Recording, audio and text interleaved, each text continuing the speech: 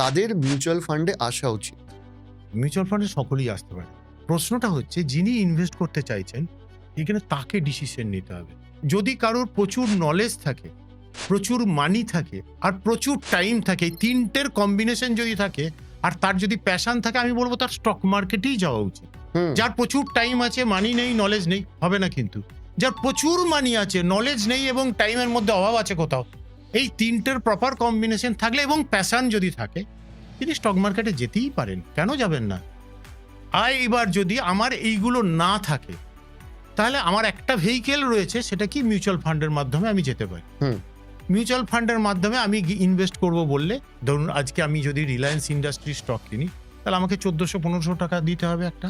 এবার আমি যদি মিউচুয়াল ফান্ডে ইনভেস্ট করি, তাহলে আমি 1400-1500 টাকাই যদি আমি দিই লার্জ ক্যাপ ক্যাটাগরি ফান্ডে, তাহলে আমি সেখানে রিলায়েন্স ইন্ডাস্ট্রিজ ছাড়াও আরো এক গুচ্ছ বড় বড় কোম্পানি পেয়ে যেতে পারি।